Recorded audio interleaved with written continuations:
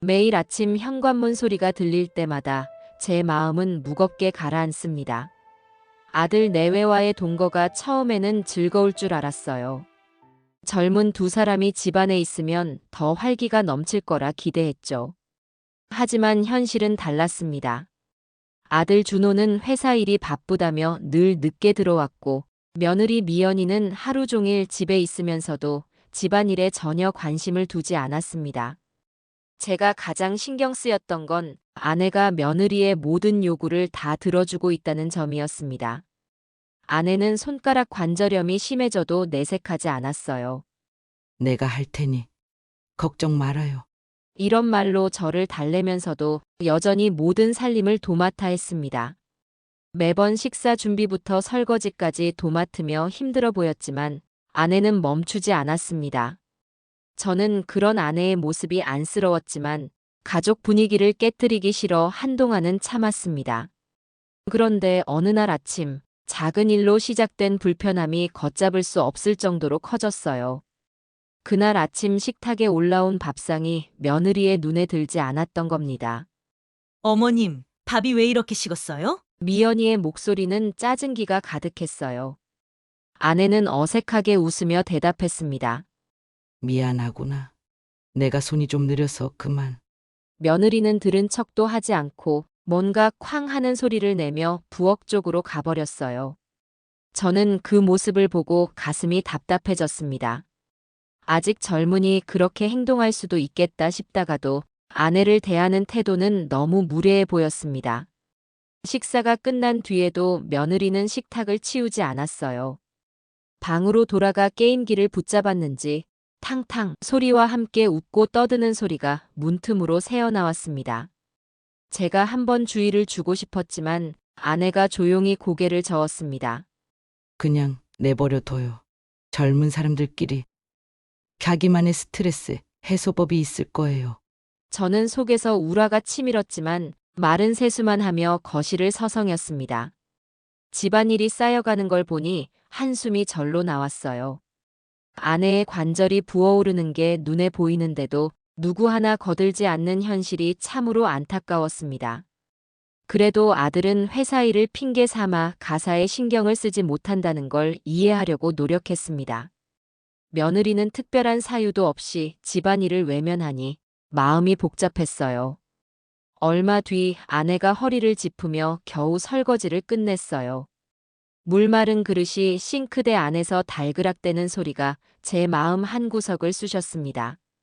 아내가 힘겹게 걸음을 옮기는 걸 보면서도 저는 한동안 아무 말도 못했습니다. 순간적으로 소리를 지르고 싶었지만 괜히 집안 분위기만 더 어색해질까 걱정되었죠. 그날 이후로 저는 매일 아침 집안의 소음이 두렵게 느껴졌습니다. 현관문이 열리고 닫히는 작은 소리조차 머리를 무겁게 짓눌렀어요. 당신, 오늘은 괜찮아? 제가 조심스레 물으면 아내는 늘 밝은 목소리를 내려고 애썼습니다. 그럼요.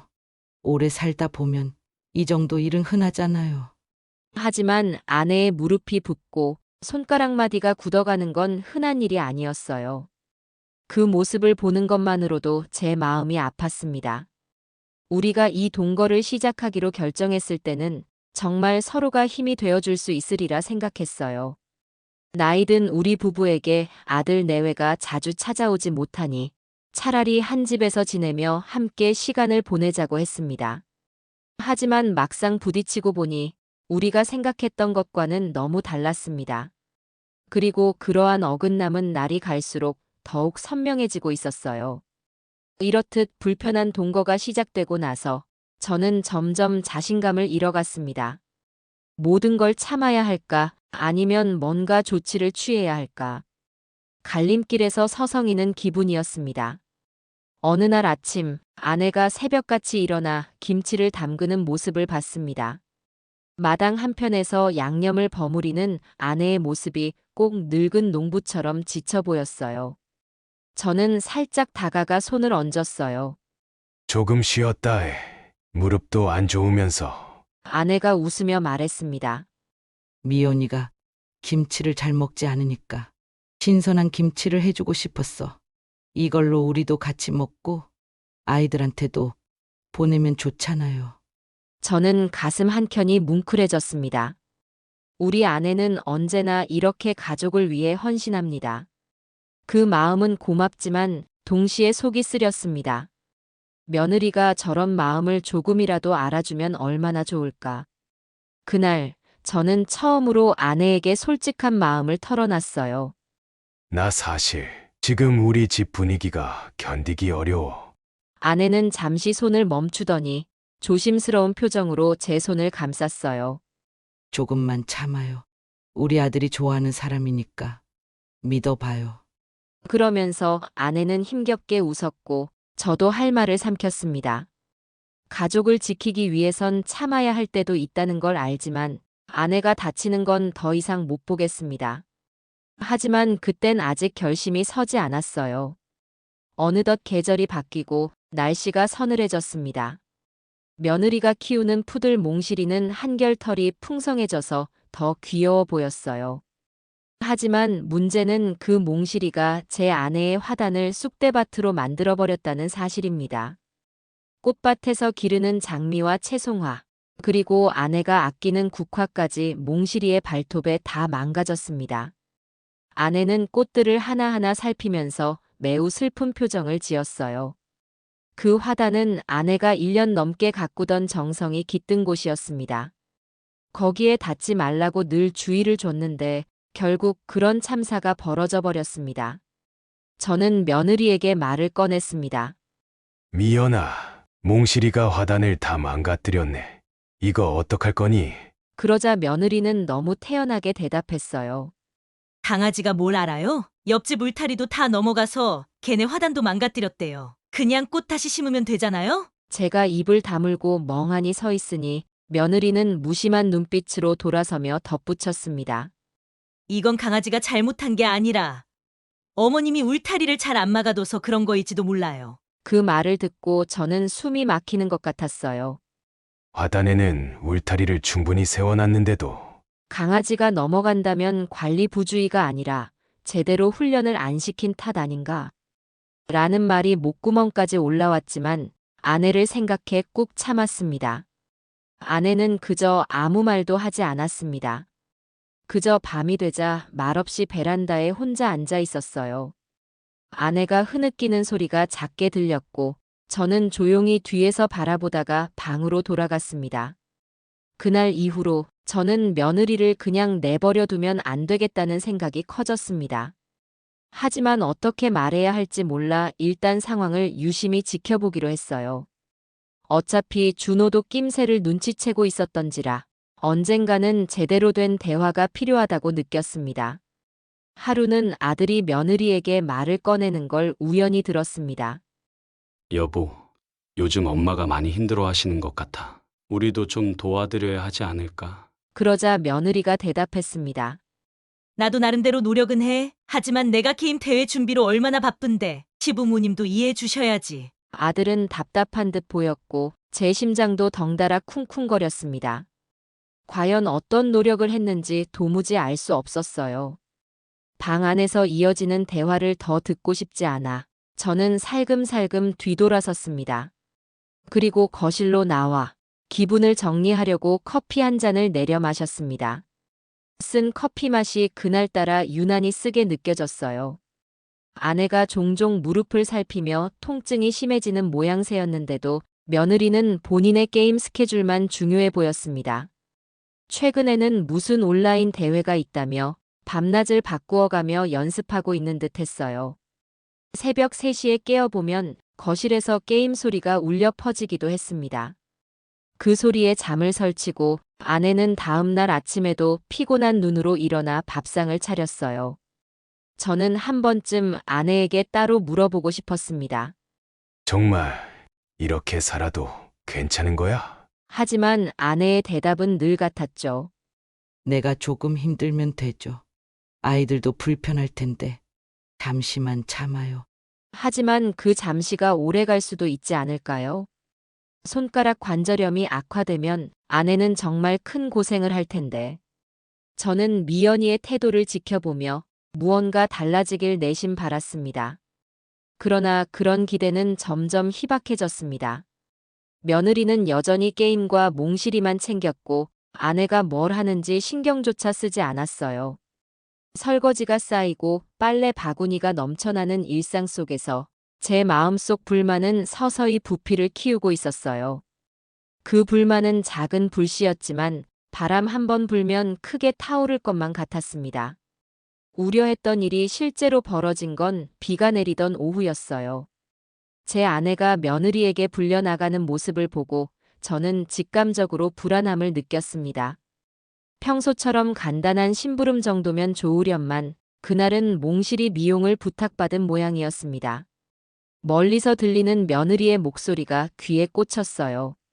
어머님, 개인 대회가 얼마 안 남았어요. 몽실이 미용 좀 대신해 주시면 안 돼요? 아내가 한참 망설이는 듯 했지만 끝내 고개를 끄덕이더군요. 무릎도 안 좋은 사람이 큰 우산까지 챙기고 작은 몽실이의 목줄을 잡고 나서는 모습이 안쓰러워 보였어요.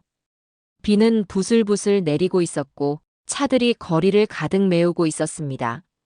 저는 뭔가 심상치 않아 우산을 챙겨 뒤따라가려 했습니다. 하지만 아내는 며느리가 이미 재촉했다고 느꼈는지 빠른 걸음으로 골목을 빠져나가고 있었어요. 길 건너 편 미용실을 향해 가는 동안 아내는 여러 번 목줄을 바로잡았습니다. 몽실이가 비를 싫어하는지 자꾸 이상한 방향으로 달려가려 했습니다. 아내는 비를 피하며 몽실이를 달랬습니다. 저는 조금 떨어져서 그 모습을 지켜봤어요. 왜 그렇게 불안했는지 몰라도 그냥 곁에 있고 싶었습니다. 차들이 신호 대기 중이라 아내가 횡단보도를 건널 때 괜찮을 거라 생각했어요. 그런데 문제는 갑자기 몽실이가 크게 짖더니 도로 쪽으로 튀어가려 한 겁니다. 아내가 그걸 막으려고 목줄을 잡아당겼는데 그 순간 중심을 잃고 비에 젖은 아스팔트 위로 미끄러졌어요. 뭐라 말할 수 없는 최악의 상황이 펼쳐졌습니다. 근처에서 급하게 달려오던 차가 브레이크를 밟았지만 미끄러운 빗길이라 멈추기 어려웠습니다. 아내는 차에 부딪히며 바닥으로 넘어졌고 온몸이 나동그라졌습니다. 순간 저도 소리를 질렀지만 이미 벌어진 일을 되돌릴 수 없었습니다. 허겁지겁 달려가 보니 아내가 움직이지 않았어요. 피는 많이 보이지 않았지만 고통에 빠져 있는 얼굴이 창백했습니다. 저는 간신히 정신을 붙잡고 119에 전화를 걸었어요. 얼마 지나지 않아 구급차가 도착했고 아내는 구급대원들의 손에 실려갔습니다. 심장이 터질 것처럼 긴장되었지만 최대한 진정을 하려 애쓰며 병원으로 따라갔습니다. 의사는 골절상과 내상을 의심한다고 했습니다. 당장 수술이 필요할 수도 있다는 무거운 말이 이어졌어요. 그 순간 저는 온몸이 식은땀으로 젖어드는 기분이었습니다. 그런데 더 충격적인 건 그 다음이었습니다. 병실로 도착하자마자 며느리가 다급하게 달려오더니 입을 열었는데 제 예상과는 전혀 다른 말을 했습니다. 몽실이는 괜찮아요? 그 한마디가 제 가슴을 내리치듯 큰 충격을 주었습니다. 아내가 지금 중환자실에 누워 있을 수도 있는 상황인데 며느리의 첫 말이 몽실이에 대한 것이었습니다. 제가 너무 분해서 말이 나오지 않았습니다. 머릿속이 새하얗게 변하더군요.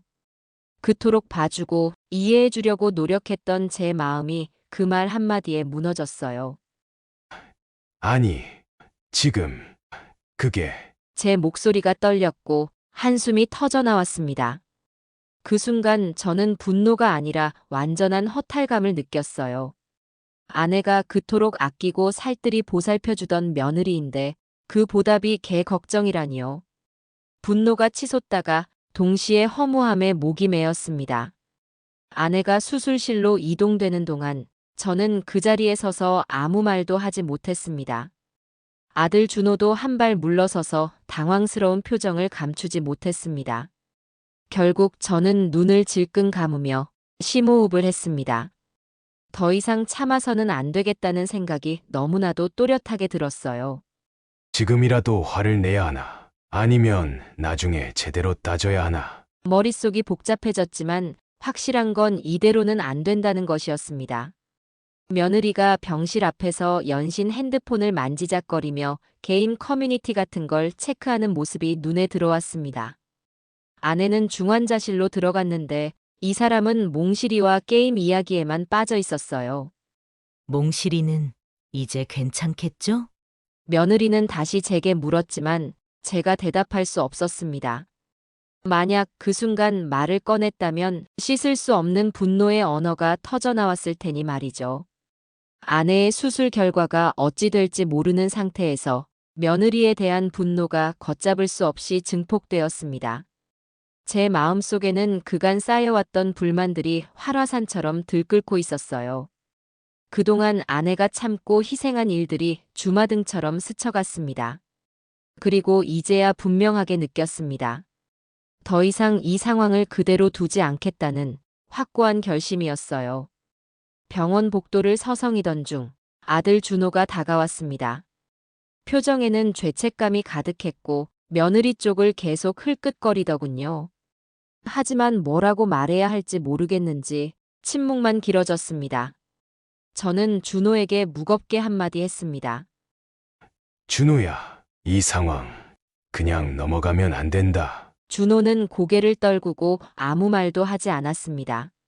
멀리서 며느리는 제게 다가오지도 않은 채 전화 통화를 하며 몽실이 얘기를 하는 듯 보였어요. 그 모습을 끝까지 지켜보면서 제 마음속 분노는 이미 임계점을 넘은 상태였습니다. 그날 저는 더 단호해지기로 마음먹었습니다.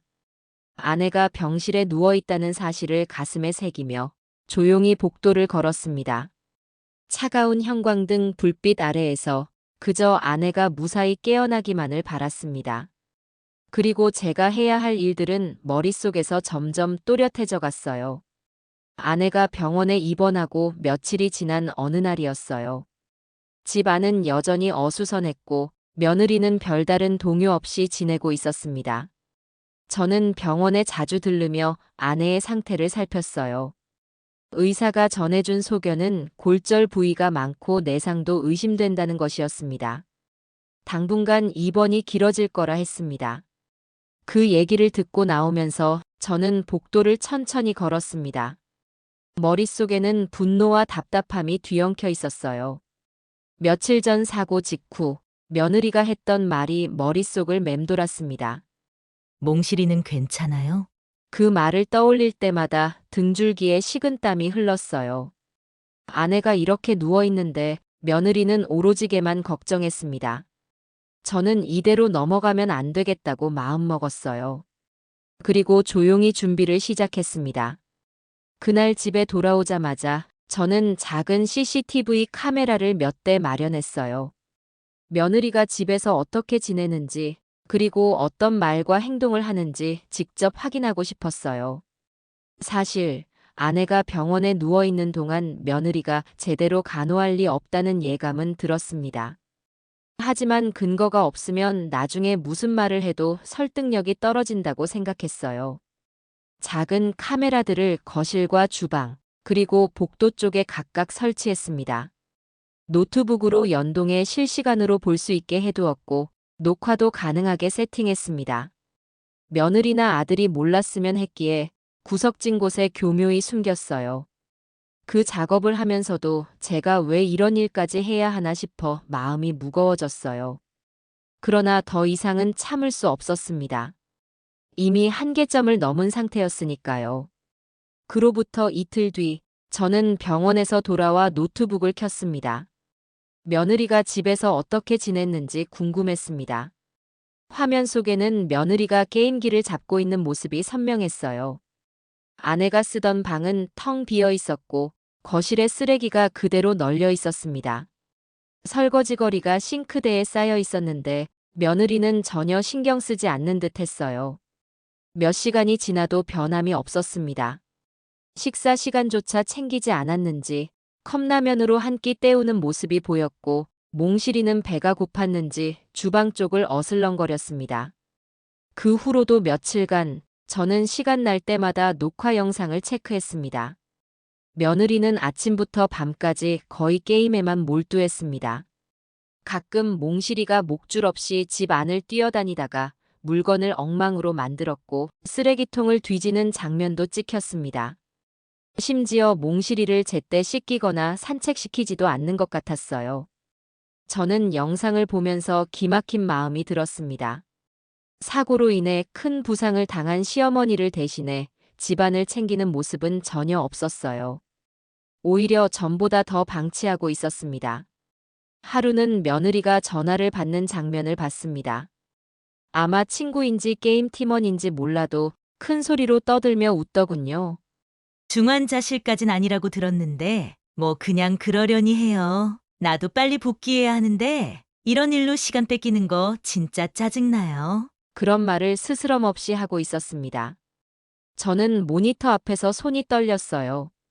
며칠 뒤 아내가 입원해 있는 병실에 들렀을 때 저는 못 본 척 며느리에게 물어봤어요.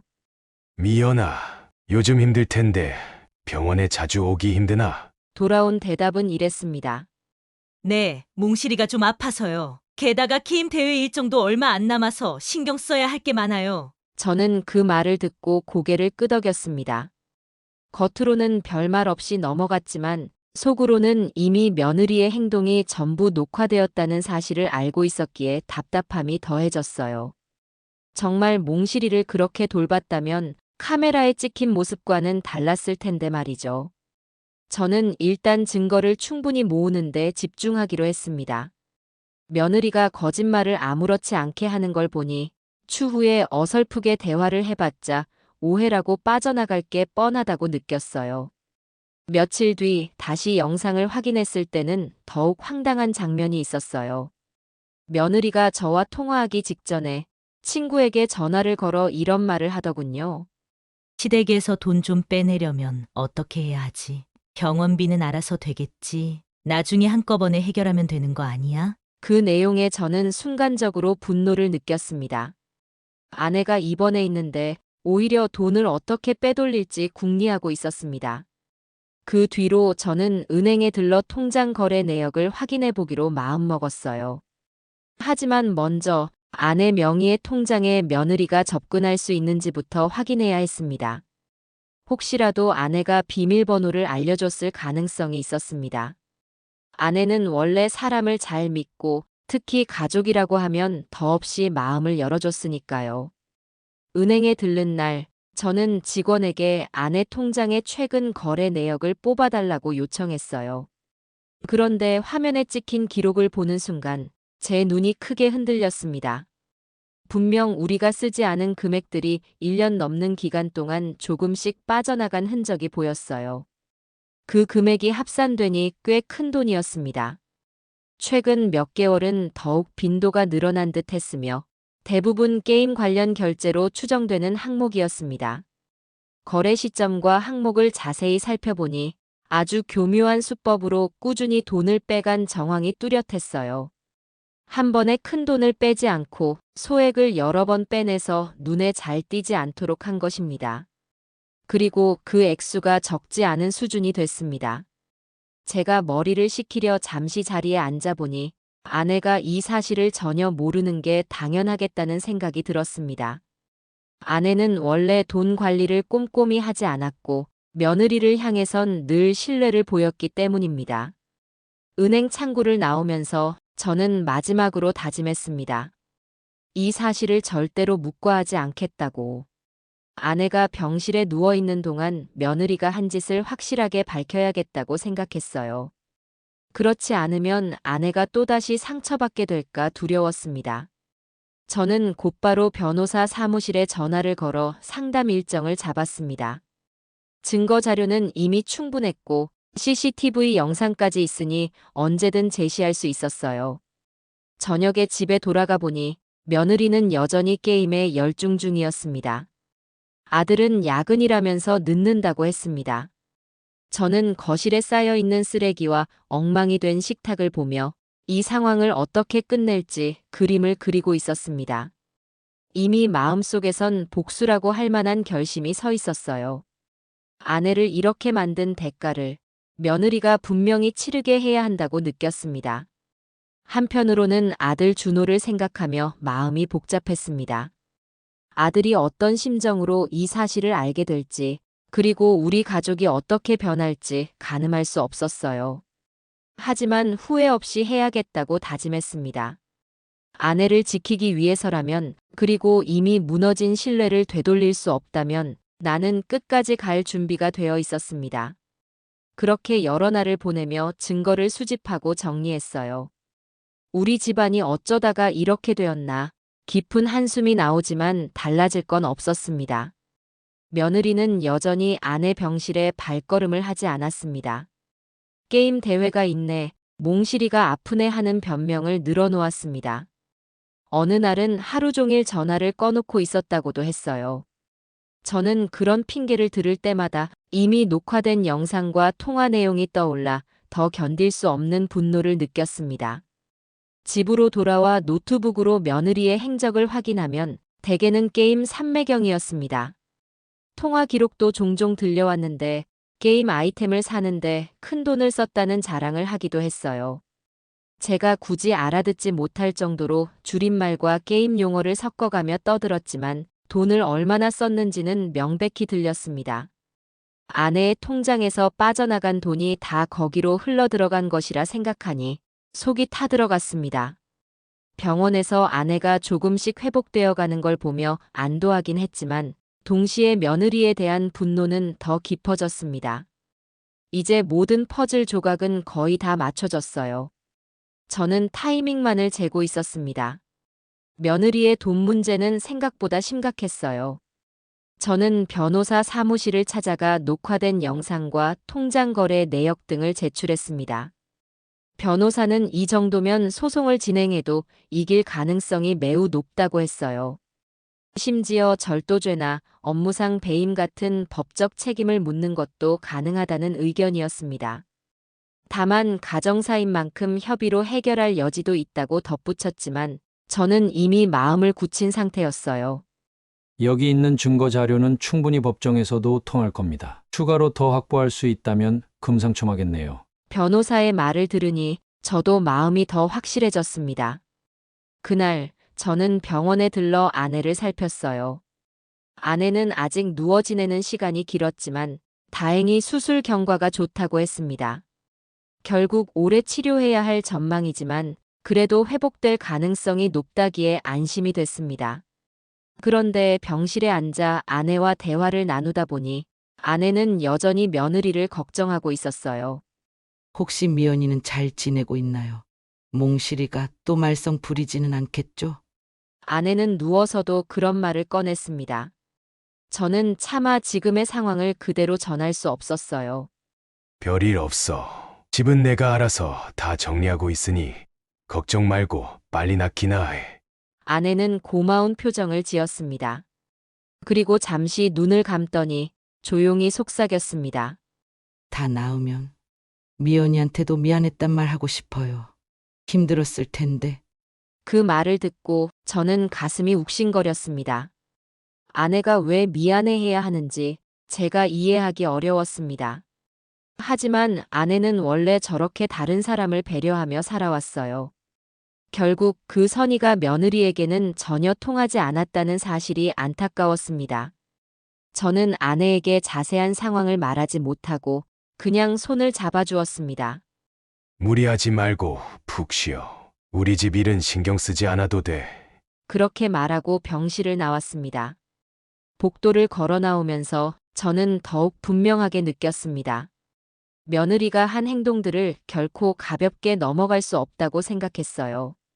아내에게 또다시 상처가 되지 않도록 저 스스로가 나서서 정리해야 한다고 결심했습니다. 며칠 뒤 은행에서 새롭게 뽑은 거래 내역을 자세히 살피며 금액을 합산해 보았어요. 2년이 넘는 기간 동안 적게는 몇만 원에서 많게는 수십만 원씩. 그 총합이 1,000만 원이 넘었습니다.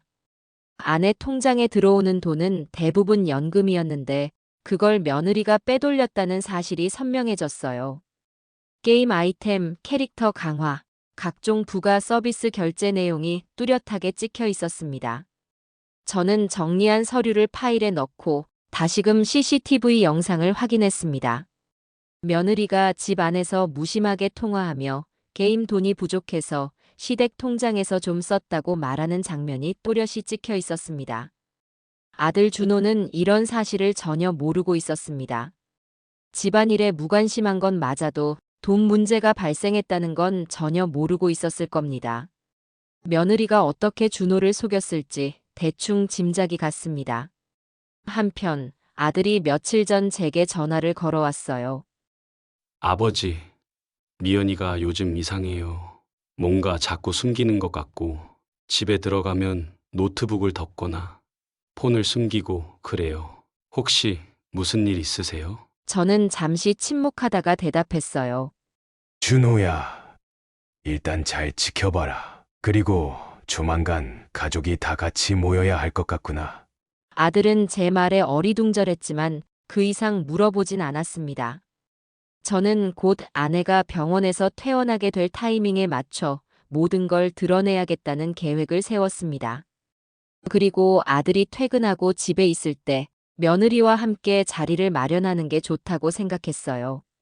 날짜가 얼마 남지 않았을 무렵, 저는 변호사에게 한 번 더 전화를 걸어 상황을 알렸고, 가능하다면 저녁 시간에 상담 내용 일부를 가족회의에서 공유해도 되는지 물었습니다.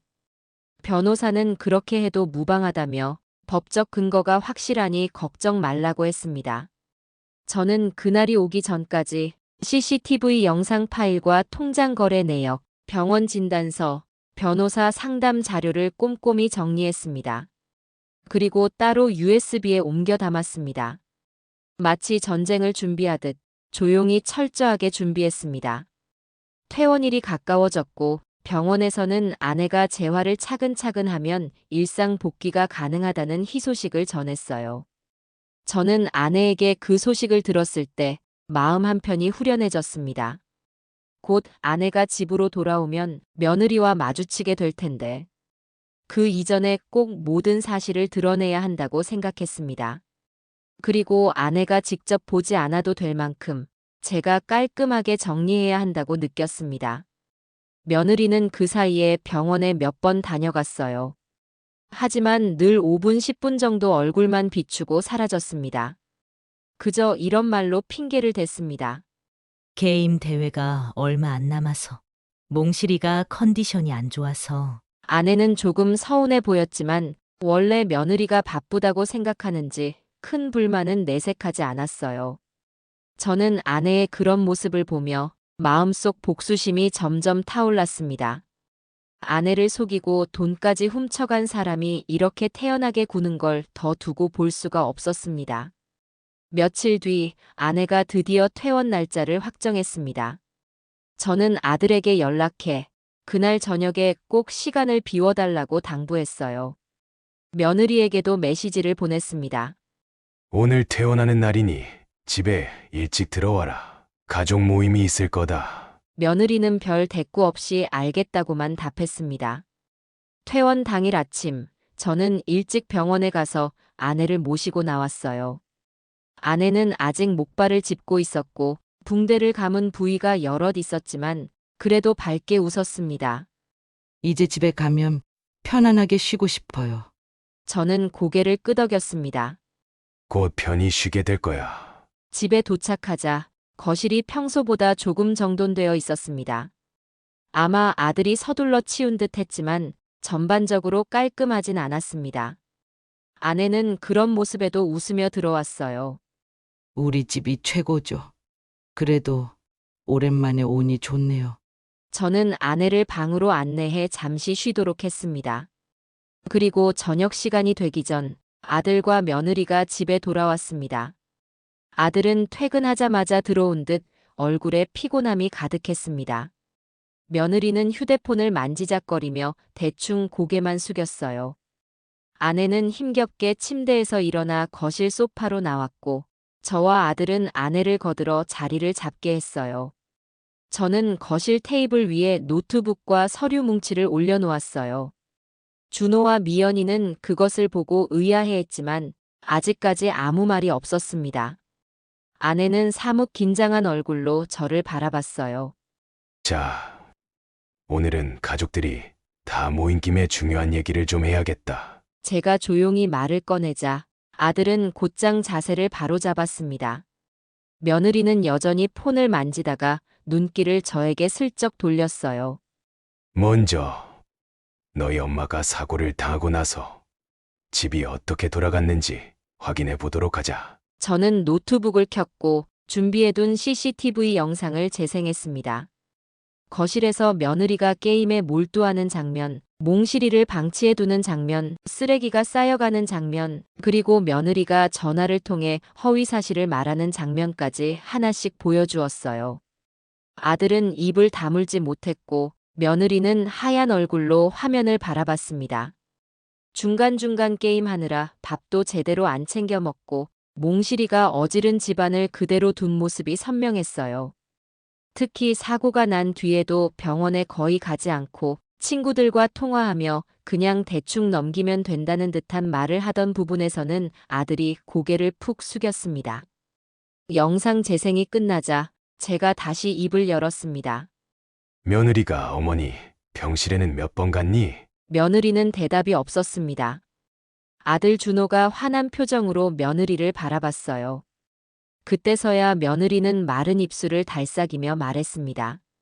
게임 대회가 있어서 바빴고 몽실이도 갑자기 아파서 저도 어떻게 해야 할지 몰랐어요. 그 말이 떨어지자마자 저는 거실 탁자를 가볍게 두드렸어요. 그럼 이것도 봐야겠구나. 저는 은행에서 받은 거래 내역서를 꺼냈습니다. 그리고 아내 명의의 통장에서 돈이 빠져나간 내역을 공개했습니다. 이거 2년 동안 1,000만 원 넘게 써버렸더라. 대체 왜 이런 짓을 했지? 아들이 놀란 표정으로 서류를 보고 며느리를 쳐다봤습니다. 며느리는 얼굴이 새하얗게 변했어요.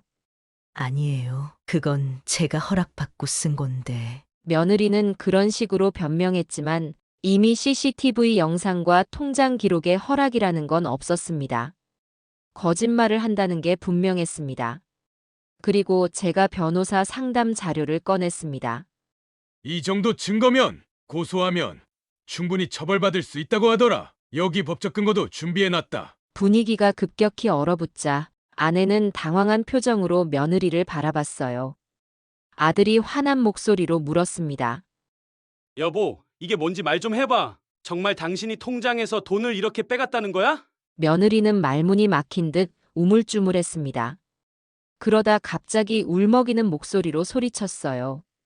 오해예요. 어머님이 괜찮다고 했어요. 제가 필요하면 언제든지 써도 된다고 하셨단 말이에요. 하지만 그건 CCTV 영상이나 아내의 성품과 전혀 맞지 않는 말이었습니다.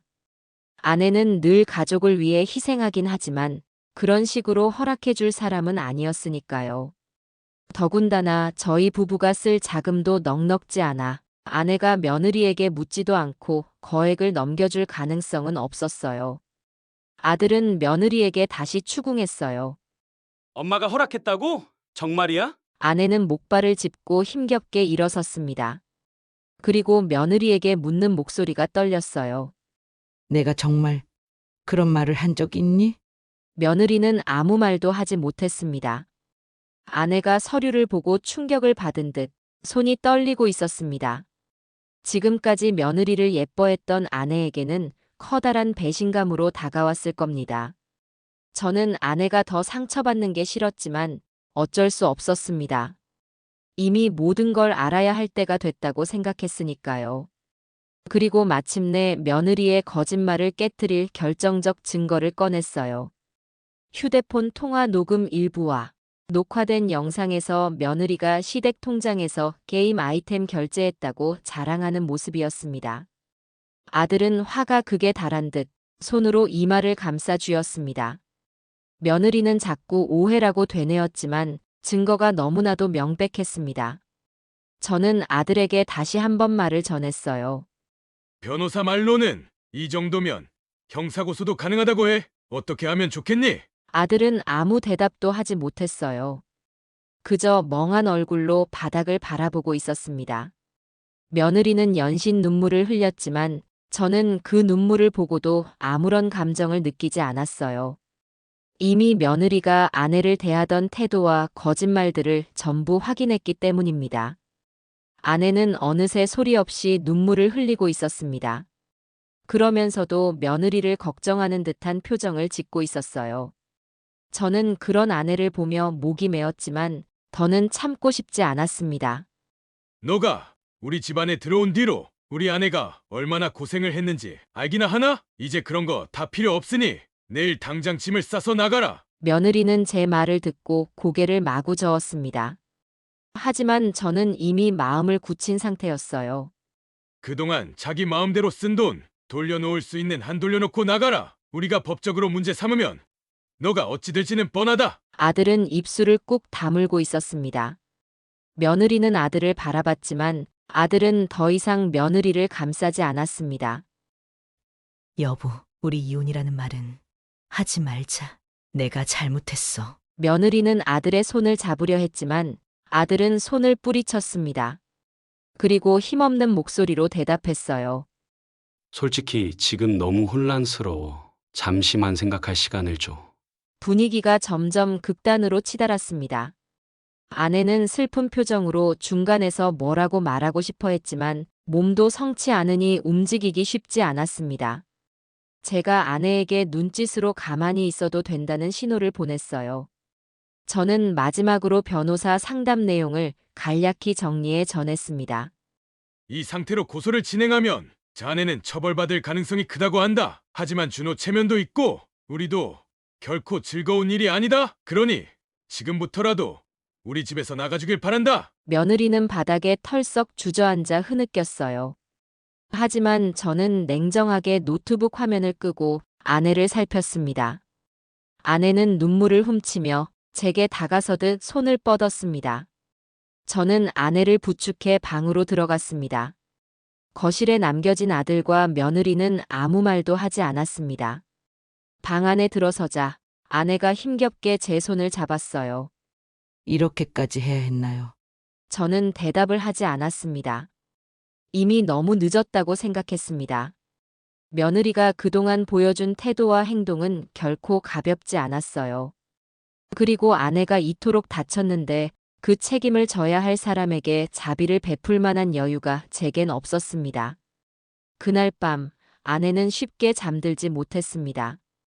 거실에서는 아들과 며느리가 낮은 목소리로 언쟁하는 소리가 새어나왔습니다.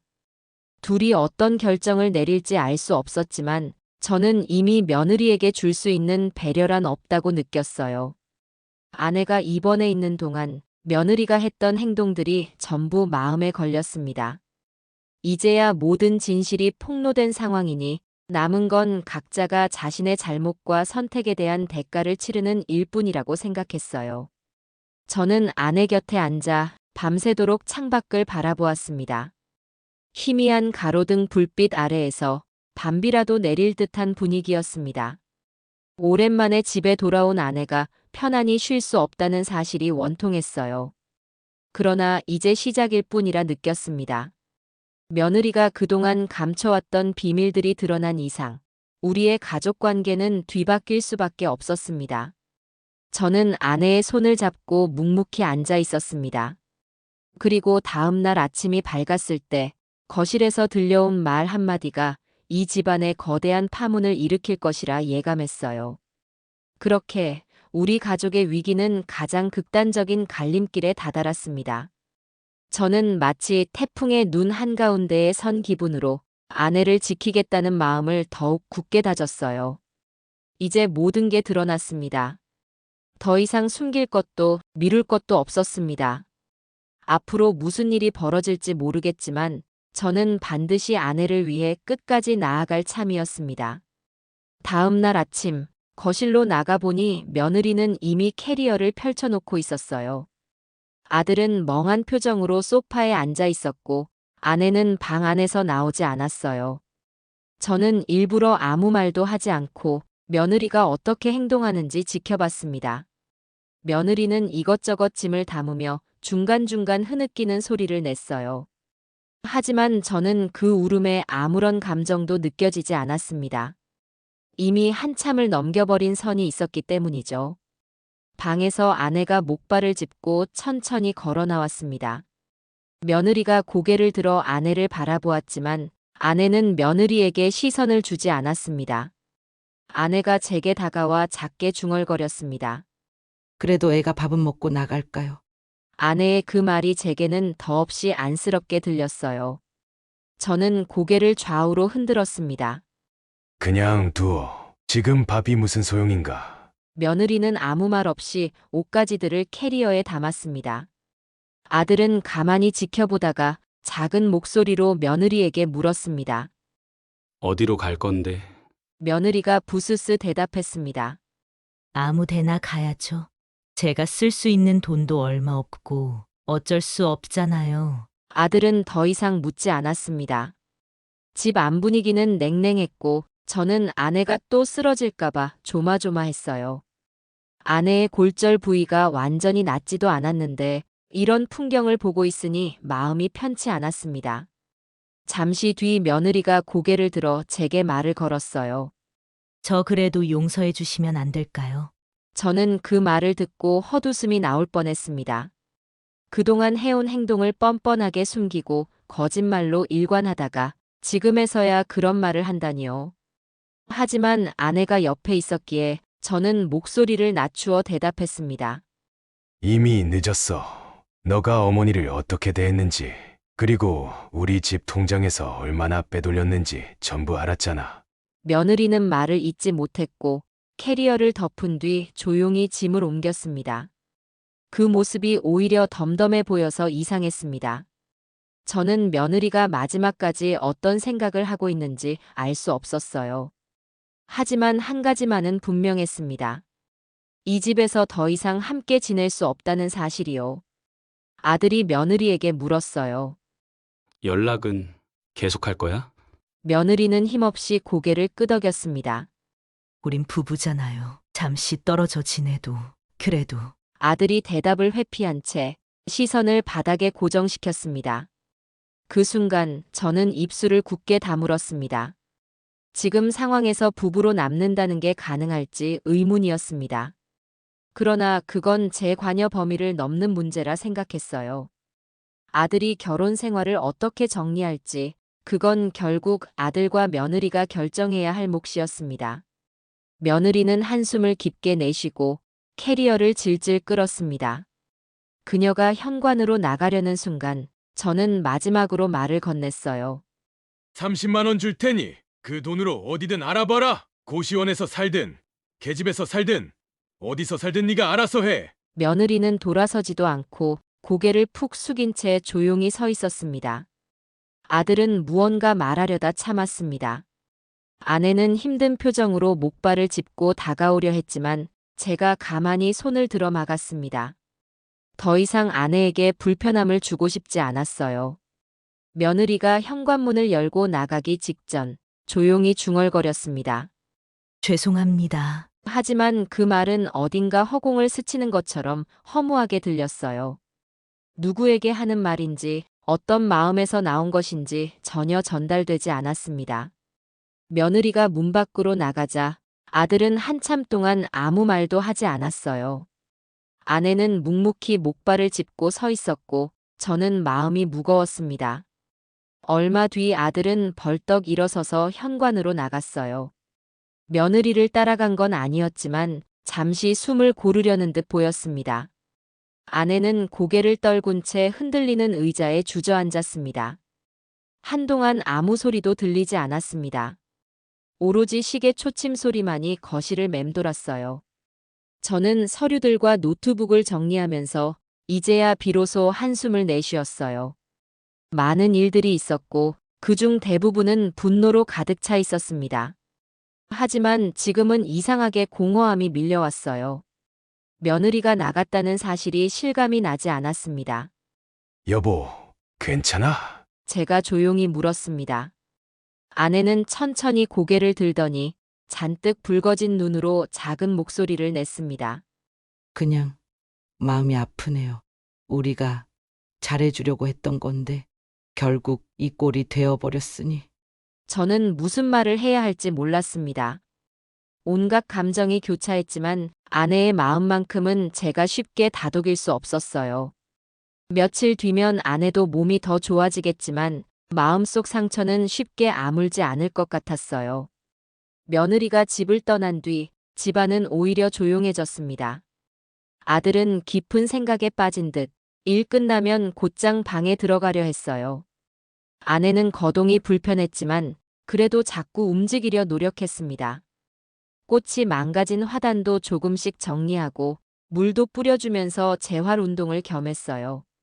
며칠 뒤 아들은 저와 아내를 거실로 불렀습니다. 표정이 결심한 듯 굳어 있었고 무엇인가를 손에 쥐고 있었어요. 아버지, 어머니, 저 이혼 서류 작성했습니다. 아들은 딱 잘라 그렇게 말했습니다. 아내가 놀란 표정으로 아들을 바라봤어요.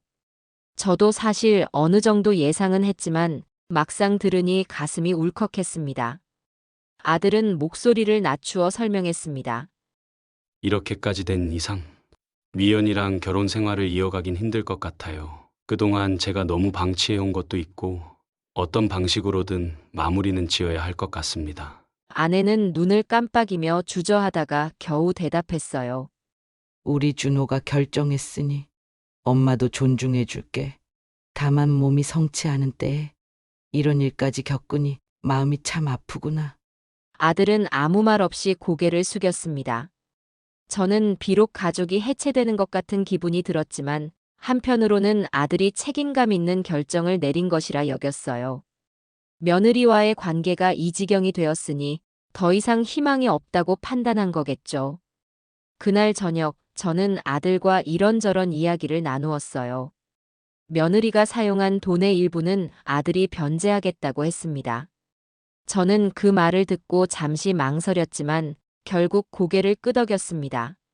아내가 입원비와 치료비로도 부담이 많은 상황이었으니 어쩔 수 없다고 생각했습니다. 며칠이 더 지나자 아내는 더욱 의연해졌습니다. 물리치료 시간에 맞춰 병원에 다녀오고 집에 돌아오면 화단에서 시간을 보냈어요. 저도 아내 곁에서 물을 길어 나르고 간단한 집안일을 도와주었습니다. 어느 날 아침 아내가 갑자기 제게 물었어요. 여보, 우리 몽실이는 어쩌면 좋을까요? 그 말을 듣고 저는 잠시 뜸을 들였습니다. 며느리가 떠나면서 몽실이를 두고 가려던 건 아니었겠지만 이미 충분히 고민해둔 부분이 있었어요. 아들은 얼마 전부터 몽실이를 잘 돌볼 수 있는 분을 수소문하고 있었어요. 결국 가까운 지인 중에서 애견을 키우는 분이 몽실이를 입양하기로 했습니다. 준호가 알아봐서 좋은 집을 찾았대. 거기서 몽실이가 잘 적응하면 된다고 하네. 아내는 그 말을 듣더니 고개를 끄덕였어요. 그래요. 그러면 됐죠. 몽실이도 잘 돌봐줄 사람 만나야죠. 이야기를 나누면서 저희 부부는 마음 한구석에 묘한 허전함을 느꼈습니다. 비록 몽실이가 아내 화단을 망가뜨리고 며느리가 과하게 집착하긴 했지만 그래도 한 식구처럼 지냈던 개였어요. 아내는 자신이 지금 몸이 성치 않아서 몽실이를 직접 돌볼 수 없다는 점에 더 미안함을 느끼는 듯 했어요. 며칠 뒤 몽실이가 새 가족에게 건네졌고 그로부터 얼마 지나지 않아 아들은 이혼 서류를 접수했어요. 모든 게 일사천리로 진행되는 느낌이었습니다. 집안에 남아있는 며느리의 흔적들은 점차 사라져갔고 아내가 꾸준히 치료받으면서 조금씩 일상을 회복해갔어요. 혼란스러웠던 시간들이 어느새 지나갔고 집에는 조용한 안도감이 돌았습니다. 어느 저녁 아내가 퇴원 이후 처음으로 정식 저녁상을 차리겠다고 말했습니다. 아직 손가락마디가 완전히 유연하진 않았지만 아내는 손수국을 끓이고 반찬을 만들었어요. 저는 아내가 힘들까봐 거듭 만류했지만 아내는 웃으며 말했습니다.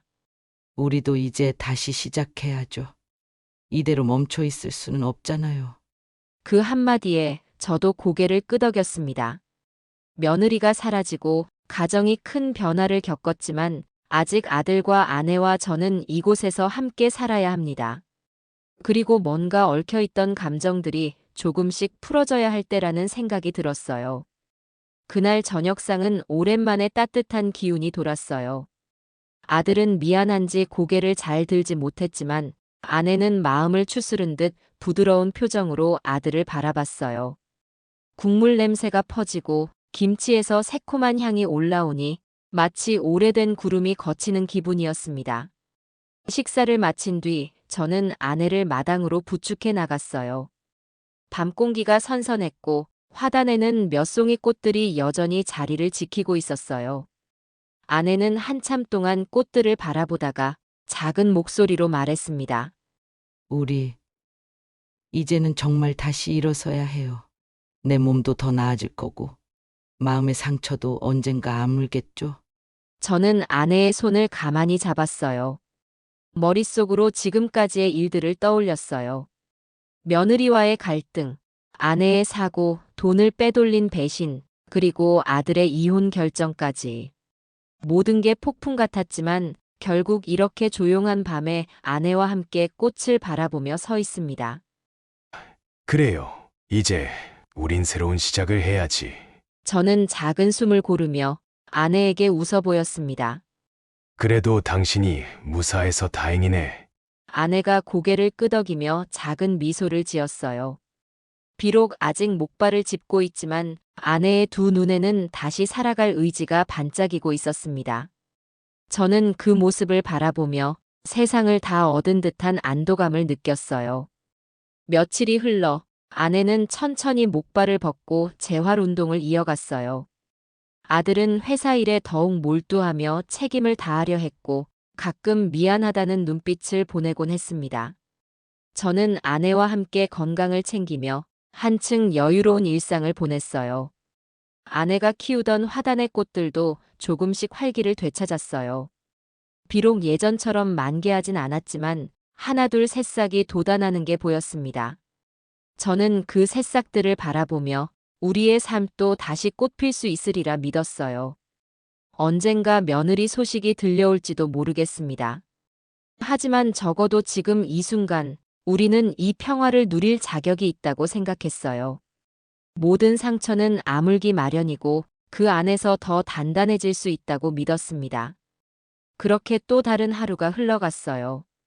마당에 서서 떠오르는 해를 바라보니 다가올 아침이 한층 밝게 느껴졌습니다.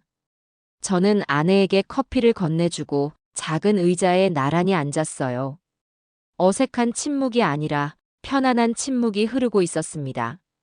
바로 이 고요 속에서 우리는 비로소 새로운 시작을 준비할 수 있었습니다.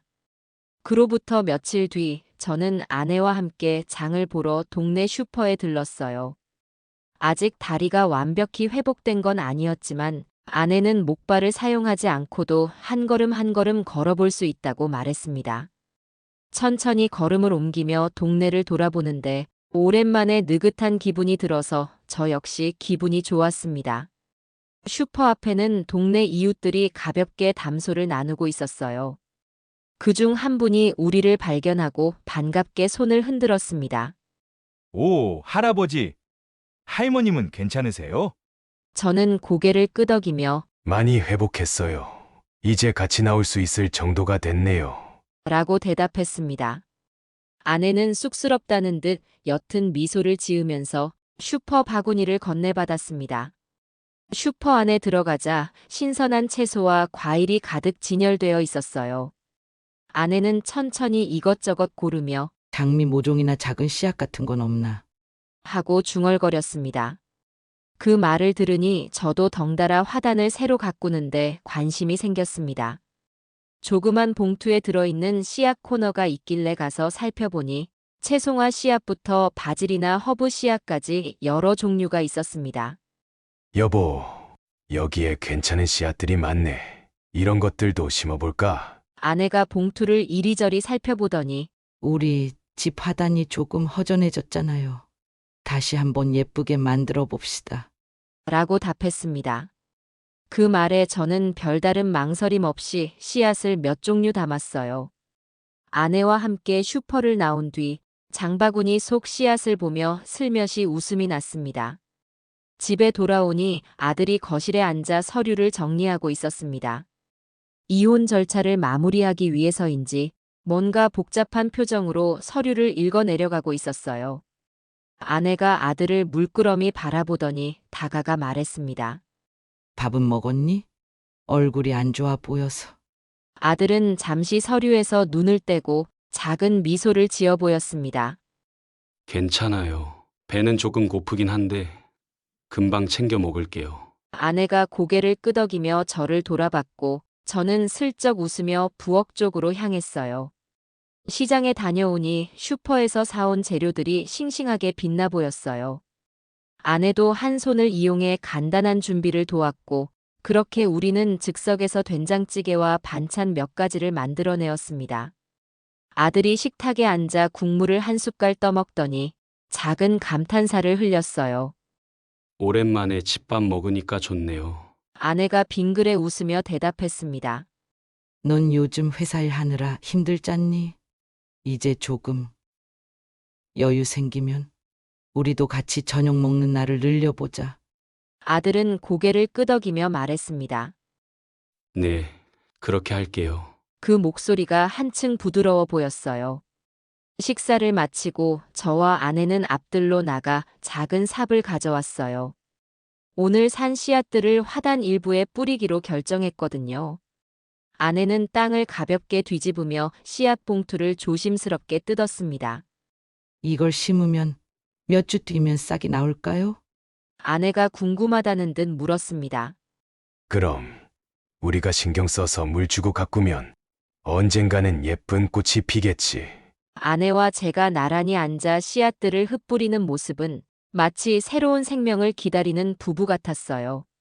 며칠 전까지만 해도 상처와 분노에 휩싸여 있었는데 이렇게 다시 마음을 모으고 뭔가를 함께 한다는 사실이 새삼 기분 좋게 느껴졌습니다. 우리는 흙 위에 부드럽게 물을 뿌리고 조용히 저녁 하늘을 바라봤습니다. 아내는 깊게 숨을 들이마시더니 말했어요. 공기가 참 좋네요. 그 한마디에 저도 따라 깊은 숨을 들이켰습니다. 비록 큰 고비를 한 번 넘겼지만 이렇게 서로를 돌보고 꽃을 가꾸며 다시 살아가는 모습이 얼마나 다행이고 감사한 일인지 깨달았어요. 그날 밤 저는 창가에 앉아 화단 쪽을 바라봤어요. 언뜻 가로등 불빛에 반사되어 보이는 흙 위에 씨앗들이 고스란히 묻혀 있을 겁니다. 잘 자라주겠죠. 아내도 그렇고 저도 그렇고 그리고 아들도 새로운 길을 찾아가리라 믿었어요.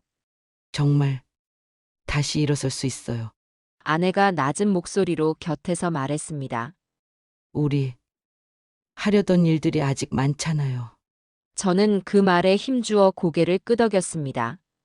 저마다 사연이 있고 상처가 있지만 결국 우리 모두 삶을 이어가야 하니까요. 그렇게 우리는 조금씩 마음을 다잡고 작은 화단 앞에서 또 다른 희망을 심어두었어요. 새로운 꽃이 필 때쯤이면 우리가 흘린 눈물과 아픔도 어느새 옅어지리라 생각합니다.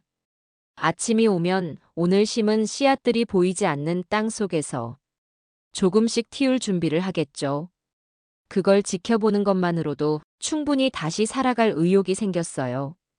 밤 공기는 여전히 선선했고 서로 마음이 전해지는 듯한 따뜻함이 마당 한편에 감돌았습니다. 그 작은 온기를 서로 나누며 우리는 그렇게 또 한 걸음씩 나아가고 있습니다.